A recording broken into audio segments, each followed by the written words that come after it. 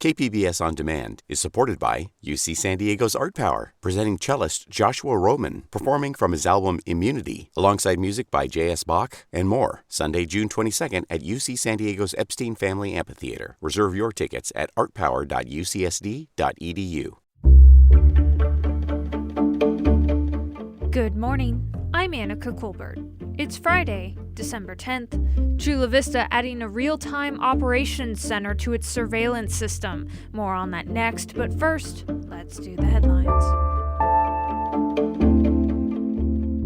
The San Diego County Public Health Department announced the region's first case of the Omicron COVID-19 variant on Thursday. They say the patient tested positive for COVID-19 on Wednesday, and then on Thursday, DNA sequencing confirmed it was Omicron. County Public Health Officer Dr. Wilma Wooten says the variant finding was no surprise. Officials say the patient was a resident of San Diego City who had recently traveled abroad. The patient had been vaccinated against COVID and had also received a booster shot. Today, the San Diego Association of Governments, or SANDAG, votes on a controversial regional transportation plan. County Supervisor Jim Desmond held a news conference on Thursday backed by leaders from North and East counties to voice their opposition to SANDAG's plan, which includes a 2-cent per mile road tax to help fund public transportation. Desmond says that's unfair to people in his North County district and rural East County. It's naive to think that the communities that depend on roads in North and East County, Fallbrook, Alpine, Santee, could be effectively served by mass transit. Yet every one of those people in those communities are going to be paying for the tax. Most of San Diego got some much-needed rain on Thursday, and more wet weather is on the way. Alex Tardy with the National Weather Service says a large storm coming from the Pacific is expected to hit San Diego late Monday and early into Tuesday next week. We should see heavy rain. A lot of areas of San Diego County will see 1 to 2 inches of rain, with even more in the mountains, if it comes through like we expect right now. From KPBS, you're listening to San Diego News Now. Stay with me for more of the local news you need. KPBS On Demand is supported by UC San Diego's Art Power, presenting cellist Joshua Roman, performing from his album Immunity, alongside music by J.S. Bach and more, Sunday, June 22nd at UC San Diego's Epstein Family Amphitheater. Reserve your tickets at artpower.ucsd.edu.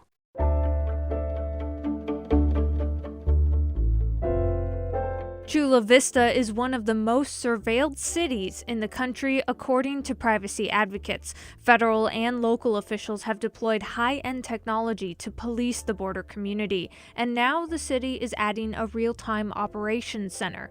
In the second part of a 2-part series, KPBS's Amitha Sharma reports. Every day, Chula Vista Police Department's 4 license plate readers mounted on patrol cars randomly take pictures of passing and parked vehicles' license plates and then store the digits. The agency also daily deploys drones across the city to give it a live view of scenes of 911 calls. Again, with armed with a black handgun and foot on foot. The police department has now built a real-time operations center that sews together its data. What you see here is essentially a very large TV screen. That very large TV screen Chula Vista Police Captain Eric Thunberg refers to contains 12 smaller screens with up-to-the-minute information, some of it basic, like community social media posts about suspicious activity, some of it high-tech. If there was a drone flying to a call or DFR program, you could see the footage there. We can display our dispatch system here. We have some crime statistics that are displayed here. He says the new $550,000 one-room operations center is about efficiency. When something happens, we're not running down the stairs, running over to a crowded office, standing and getting in the way of the watch commander who's answering phones. It's also about quick access, again in one place, to context like jail records and open source resources like Google Earth. We're going to look and see, have we been to that location before? We're going to look and see, has there been history? Is there other crimes here? We're going to look and see who may have committed that crime. Ultimately, he says Chula Vista residents will benefit from the new operations center, which is 80% complete. Our public deserves the best response that we can give them. City officials who promote these technologies often speak in terms of certain public goods. They'll emphasize efficiency, they'll emphasize convenience. That's local ACLU lawyer Mitra Ibadolahi. She says the public good also includes personal privacy and civil rights, something that she says is being stripped away by these policing tools. These technologies just keep building on each other and overlaying each other, and we end up with a massively surveilled part of our community, which is inconsistent with just living in a free society. Human rights activist and Chula Vista resident Pedro Rios worries that the crime center will focus on the western part of the city, where most of the area's people of color live. There aren't any real guard posts to protect someone who's not involved in an incident to also not be victimized by this type of policing. Thunberg says the city is looking to add oversight, and he contends the angst is more about what the center could do, not what it will do. Chula Vista PD's Real-Time Operations Center contractor, Motorola Solutions, states in documents that the facility has the capacity to do analytics, AI, and facial recognition.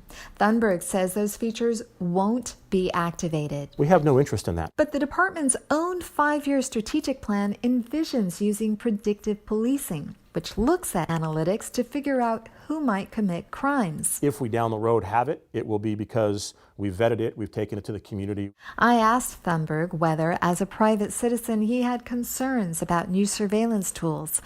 He didn't. I'm not worried about being watched or followed. I don't have anything to hide. And of course, that's the exact wrong way to look at it. Brian Hofer, executive director of the Oakland-based privacy advocacy group Secure Justice, says the wise way to frame the discussion is that we all have something to protect. Maybe I hang out at gay bars, but I haven't come out to my family and friends that I'm in a same-sex relationship. Chula Vista Mayor Mary Salas says she trusts the police. The operations center is meant to serve the public, not to spy. I love my police, and I know that they're doing the right thing, and they come from the right attitude. And that was reporting from KPBS's Amitha Sharma.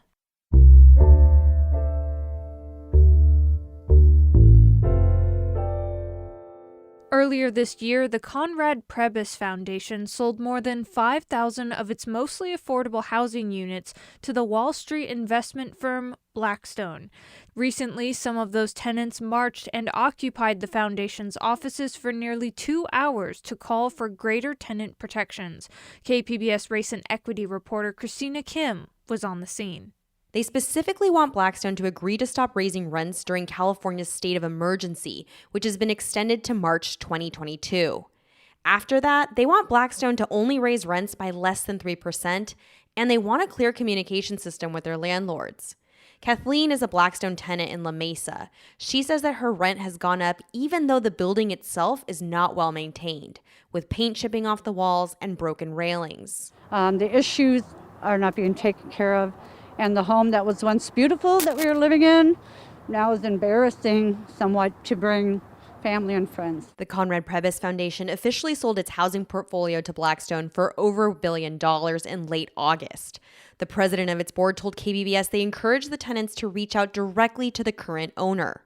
A representative from Blackstone told KPBS that any rents that have been raised are at less than market rate, and the company is committed $100 million to repairing units. And that was KPBS race and equity reporter Christina Kim. The Conrad Prebys Foundation also provides funding to KPBS. Last summer, we told you about a man who was held on $750 million bail after chasing the police during a protest in downtown San Diego. KPBS investigative reporter Claire Tregeser has an update on his case. Denzel Drawn was protesting police brutality last August and was charged with 19 felonies for using tear gas on San Diego Police Department officers and resisting arrest. Now he has been acquitted by a Superior Court jury of all charges. County prosecutors alleged Drawn grabbed a pepper spray can and sprayed 11 police officers. But Drawn's attorney told the jury he was acting to defend another protester who was being punched and kicked by police. The San Diego County District Attorney's Office had no comment on the decision, and the police department did not respond to a request for comment. And that was KPBS investigative reporter Claire Tregeser.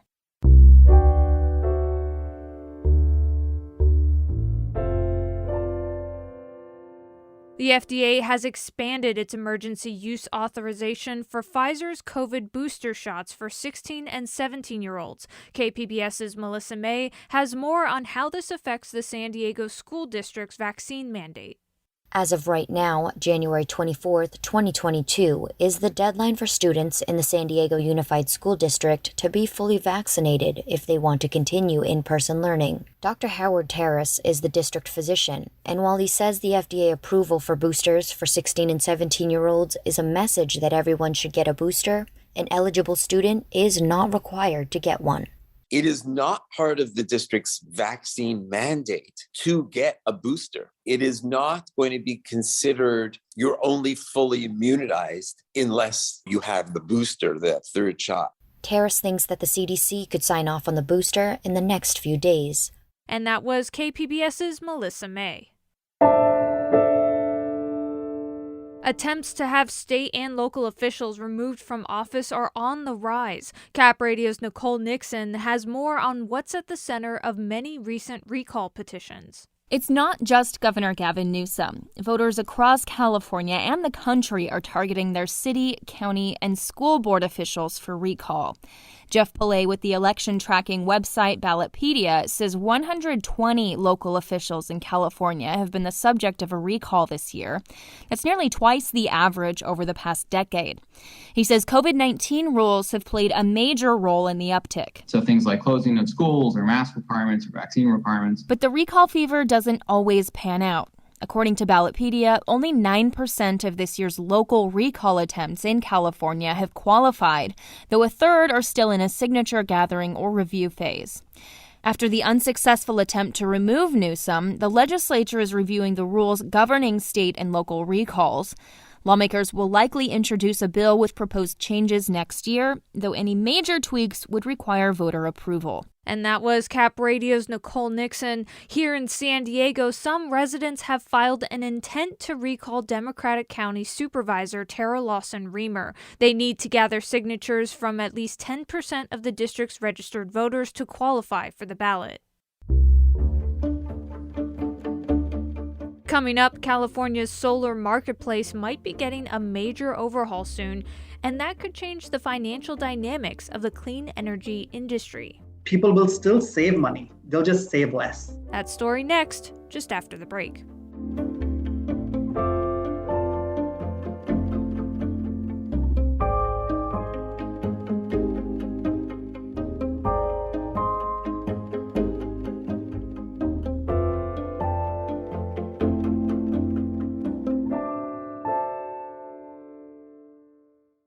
KPBS On Demand is supported by UC San Diego's Art Power, presenting cellist Joshua Roman, performing from his album Immunity, alongside music by J.S. Bach and more, Sunday, June 22nd at UC San Diego's Epstein Family Amphitheater. Reserve your tickets at artpower.ucsd.edu.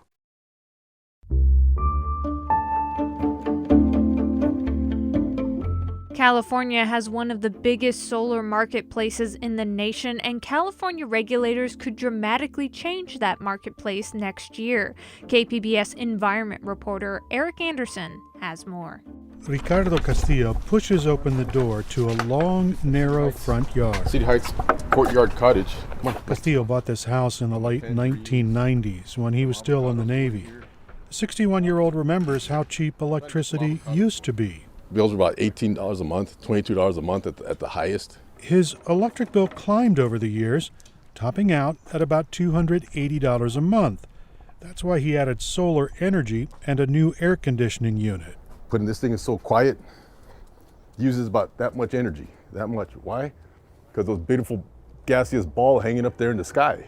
Castillo leases his solar system, so there were no upfront costs. This is one of more than 1.3 million solar rooftop systems installed in California. Nearly 15% of the state's electricity production comes from solar systems like the one on Castillo's home. But the economics of solar could be changing soon. The current state regulations, known as net energy metering, are designed to encourage the move to rooftop solar. They set the cost of electricity sold by residents and include a small monthly fee for fixed utility costs. 15 years ago, our electric rates were half of what they are today, and solar panels were more than twice as expensive. The Natural Resources Defense Council's Mohit Chabra is among those asking regulators to roll back the subsidy. His organization is advocating sharply cutting back how much utilities are required to pay for the electricity generated on rooftops. And he wants to charge a hefty monthly connection fee based on the size of a solar system. People will still save money. They'll just save less. The lower buyback charges and flat monthly fees could mean it'll take solar owners 10 to 12 to 15 years to pay off their upfront investment to put the panels on their roofs. Chabra says payback times right now are only about 4 to 6 years. You will still, for my estimate, save around 50% of your bill if you size your solar system correctly with our export rate change and with this charge. You just won't save close to 100% because certain fees are fixed fees for maintaining the grid that we all depend on and social costs. The California Public Utilities Commission is considering more than 70 proposals to adjust the net energy metering rules. Solar advocates say eliminating the financial incentive for residents to spend thousands of dollars installing solar panels could crush demand. That endangers 68,000 California jobs. It will mean laying off a majority of their workforce or potentially closing their doors. Karina Gonzalez works for Hammond Climate Solutions, a company advocating for net energy metering to only get small tweaks.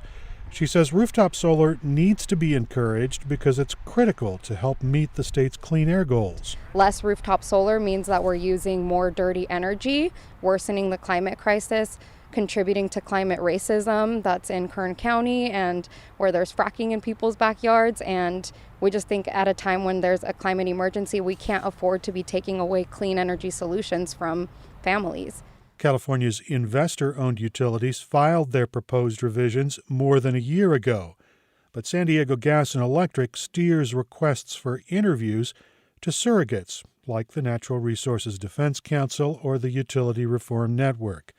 The company declined to make an official available for an interview both last summer and in recent weeks.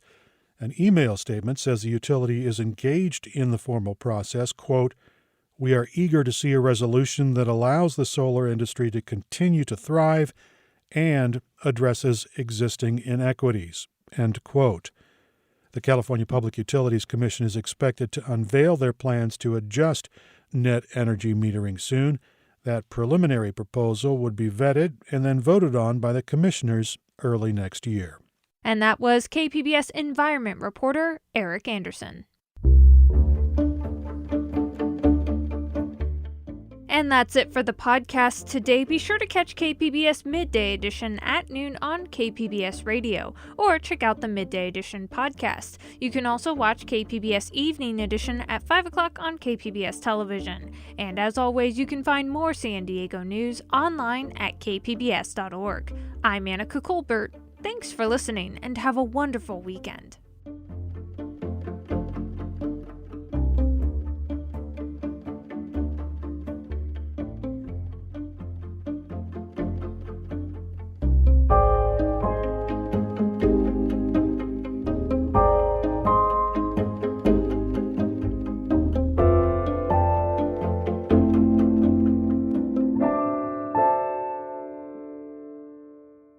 KPBS On Demand is supported by UC San Diego's Art Power, presenting cellist Joshua Roman, performing from his album Immunity, alongside music by J.S. Bach and more, Sunday, June 22nd at UC San Diego's Epstein Family Amphitheater. Reserve your tickets at artpower.ucsd.edu.